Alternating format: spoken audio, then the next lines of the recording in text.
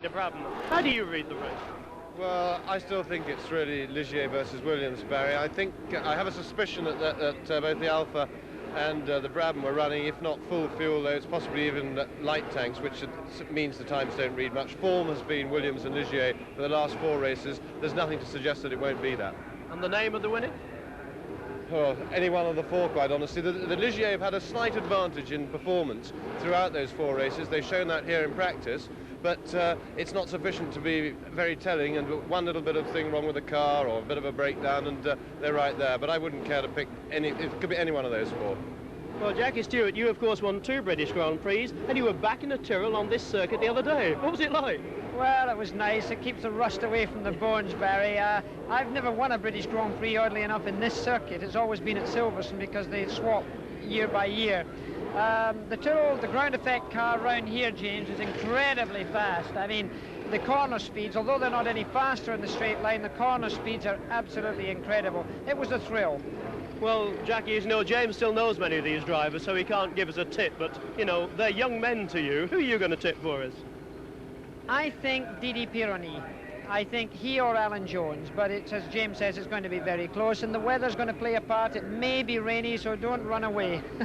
Yeah. So a Scotsman giving a forecast, Didier Pironi, the Frenchman.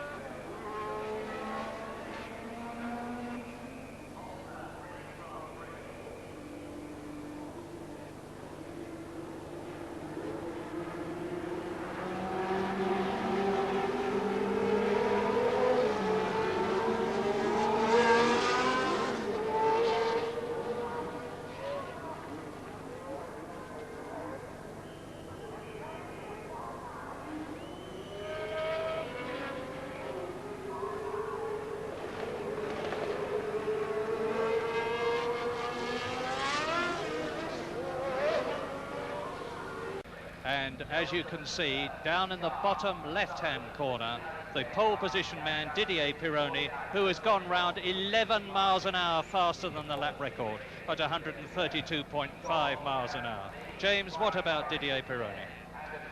Well, he's had a fantastic season, really, Murray. He came into the Ligier team with Lafitte as the #1 in the team, and he has, by and large, established himself as going quicker. He's qualified quicker than Lafitte the last few races. He won in Belgium and he led at Monte Carlo until a mistake. He made a mistake there, which I'm sure he'll learn from in difficult conditions, and he's really a coming man. Second fastest, 0.4 of a second slower than Didier Pironi, his teammate Jacques Lafitte in the Ligier. Well, for Jacques Lafitte, as I've just said, it's a difficult period. It always is when your teammate comes in as a #2 and starts going a bit quicker than you, but Scheckter showed what could be done in that situation last year by using experience and skill, and Jacques has plenty of experience.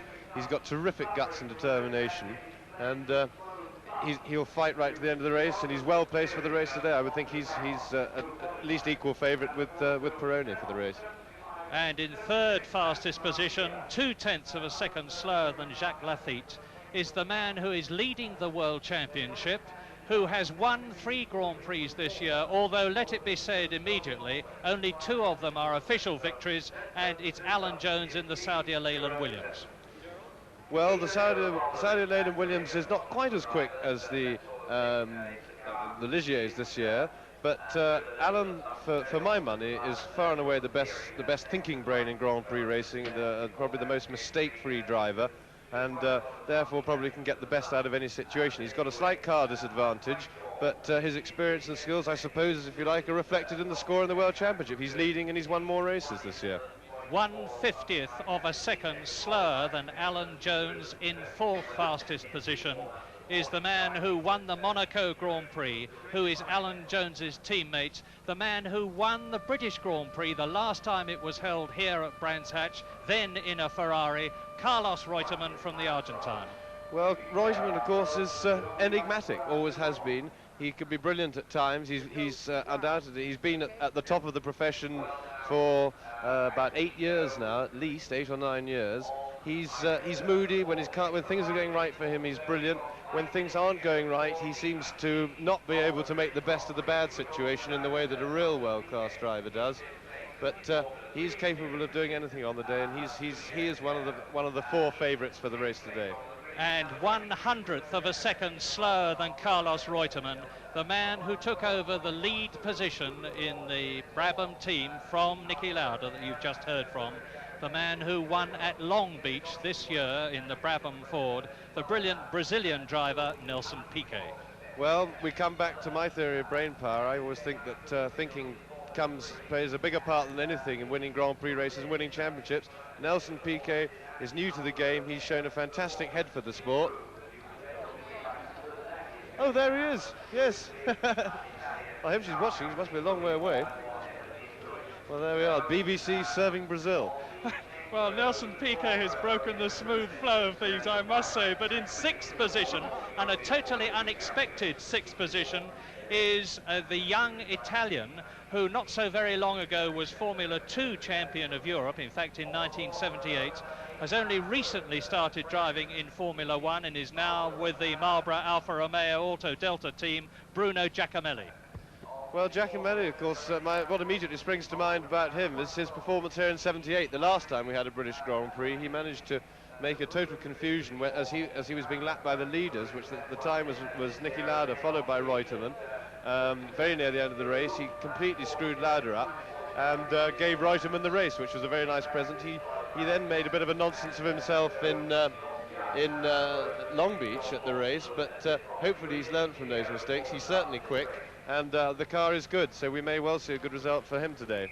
Well, in what is obviously a very relaxed grid of drivers, the 7th fastest is one of the new men that you heard Barry Gill and Niki Lauda talking about.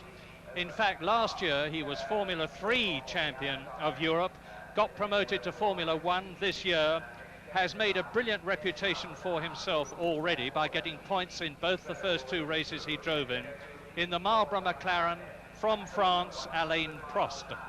Well, he hasn't, of course, enjoyed a very competitive car for much of the season, although Marlboro McLaren have indeed improved their car a great deal in the last couple of races. But what's really underlined Prost's talent is the fact that he's walked straight into the McLaren team and been consistently quicker than his very experienced team leader and teammate John Watson. And I think he's a second quicker than Watson in qualifying today, and that just about sums up Prost's ability.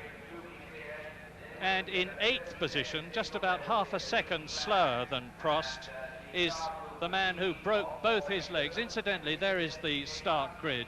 You can see that Pironi and Lafitte are in the front row, Jones and Reutemann in the second row. But these rows, by the way, are not absolutely line abreast, as is indicated there. They are staggered for safety reasons. In the 3rd row, Piquet and Bruno Giacomelli, the man that we have just been talking about. Then Alain Prost and Patrick Depailler in the 2nd of the 2 Alfa Romeo cars.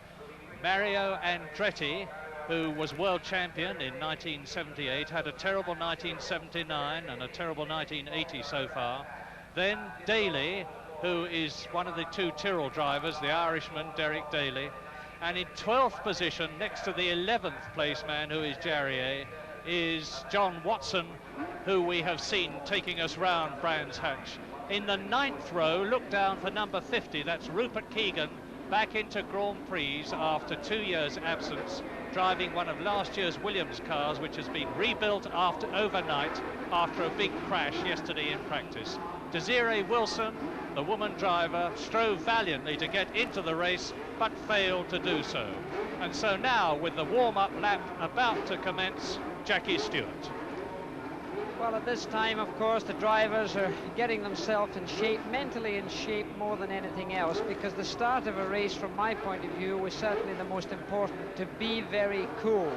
Piquet showing himself very relaxed with his little message to his mother, I always felt that I shouldn't allow any emotions to come into my life at that time at all, and that's what I would think a lot of those drivers are trying to do now as they go down that hill there. This is, of course, only the warm-up lap.